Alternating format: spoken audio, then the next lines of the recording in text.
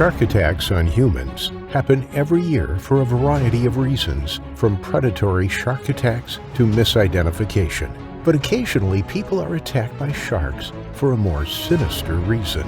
In today's episode, we go over 3 real instances where humans were fed to sharks on purpose. Hit that like button and subscribe right now. Welcome to Final Affliction. As recently as 2007, the pirates between Somalia and Yemen have taken to extorting refugees fleeing from their unstable and war-torn countries. In these pirate encounters, the people are milked for every drop of money and valuables they have. But despite the payment, they are almost never taken to the destination that the pirates promised to take them. Women and children are sold into slavery, and men are killed outright and thrown overboard. Lately, the sea criminals don't even bother to go to the trouble of disposing of or selling anyone. To save them time and effort, they simply strip their prisoners of any items of value, sail to the Gulf of Aden, known for the predators that the waters hold, and once there, they begin to throw people overboard to be devoured alive. In 2006, reports leaked that 6 individuals, all men, were executed in this terrible way. And a year later, more than 70 people, including women and children, were beaten, assaulted, and thrown overboard alive to be eaten by sharks. And what makes it so much worse is that even with our modern technology, it's almost certain that we'll never be able to catch who did it. And the families who were swallowed by the sharks can't be identified either. Besides the fact that there are no remains left to identify, most of the people wouldn't have even had identification, passports, or any record of their existence outside of the memories that their relatives still have of them. Forever lost to the seas, we won't ever know the names of these victims, just that they were fed to sharks and forgotten about. Predators who spend enough time consuming a certain food source will eventually come to develop a taste for it. So even if the pirate problems in Yemen and Somalia get sorted out, there will be thousands of sharks actively looking for human flesh since they've now been acclimated to it. We've created an entire generation of man-eating sharks that can live for anywhere from 30 to 100 years old each.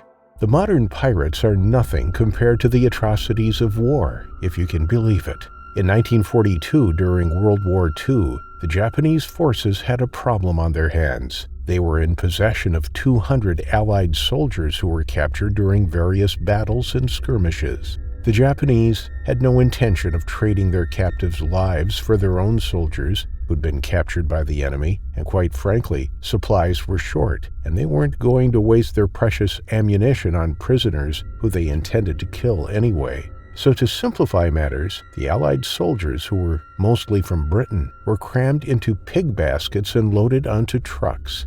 Pig baskets are 3-foot-long baskets woven from bamboo and used to transport live pigs for slaughter. The trucks then drove the prisoners to Cirebon, a line of islands nestled in between Indonesia and Singapore. Cirebon's coastline and jungles have their fair share of crocodiles, but it's in the waters where the real monsters lie. That patch of ocean is teeming with sharks, and most of them are of the man-eating variety: bull, tiger, hammerhead, and unsurprisingly the mightiest of all, the great white, all have significant populations. Cirebon's coastline is so dangerous that there's even a statue of a shark and a crocodile to remind people of the dangerous predators on and around the island. The captive soldiers, wounded and left without food and water for days by this point, were so dehydrated and weak that they had no strength to try to escape their confinement inside the pig baskets. They sailed out into the open ocean, and they were dumped into the water, still trapped inside the pig basket. But the baskets weren't just thrown in and left behind. Oh no, the baskets remained tied to the ship so that the Brits' captors could watch from the decks and cheer as the water turned red and the dying men's screams ripped through the air as they were eaten alive by sharks. A teenager named Elizabeth Van Kempen and her father witnessed this whole affair. The captive soldiers' wounds had attracted hundreds of finned predators just seconds after they hit the water. They devoured the soldiers in such a frenzied state that the water looked like it was boiling for Elizabeth and her dad watching from the hills on the shore. For a moment, Elizabeth thought that the earth beneath the waves had torn open and that it was spewing lava into the air. But no, the red they were seeing was the blood of 200 captive men. Their screams could be heard all the way on shore by Elizabeth and her dad. Sadly, even with her eyewitness account, there wasn't enough evidence to pursue any war crimes against the Japanese soldiers. The sharks had eaten every last bit of evidence, including the baskets. Finally, we get to the worst case of all, the Cirebon atrocity. Again, this incident takes us to the treacherous Indonesian waters, and just like before it was the Japanese who were looking for a way to get rid of their prisoners with as little effort and cost as possible. A submarine with prisoners of war on the decks set out from northern Java at Cirebon port. By 1945, the Japanese army had made a habit of throwing their prisoners overboard, and given that they liked to destroy all of their legal documents, we'll never truly know just how many people died in this brutal and horrific way.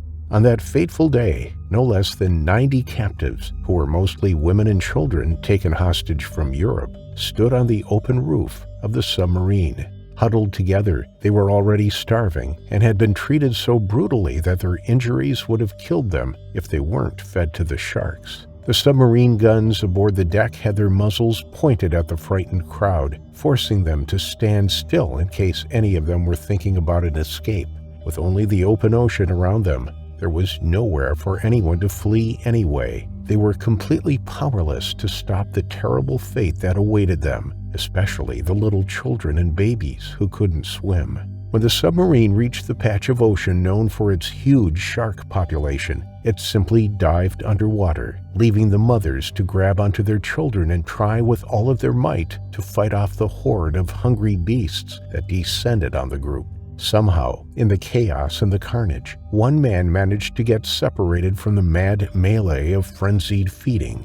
How he managed to stay conscious and keep his head above water with a missing arm and a severed foot is anyone's guess. But he managed to make it several miles by floating with the current until a fishing vessel just happened to come across him. With his dying breaths, he explained to the men what had happened and died before they reached the shore. But if it weren't for his witness testimony, no one would ever have known about this inhumanely cruel treatment of prisoners of war. It's possible that thousands or hundreds of thousands of missing soldiers and hostages were killed this way, but every record has been destroyed, and every soldier who could have corroborated these events have either died before they could be traced or simply kept quiet to avoid betraying their emperor. It is estimated that the Japanese army killed over 6 million Chinese, Korean, Indonesian, Indochinese, and Filipinos during their campaigns, and this handful of British soldiers and civilians were by far the minority. The other Asian countries' citizens were much harder to trace, and the greater part of their names have been completely lost in the midst of the chaos and destruction of World War II. It's all but certain that many, many more men, women, and children met their end in the same salty depths, purposely fed to sharks in one of the most terrifying final afflictions.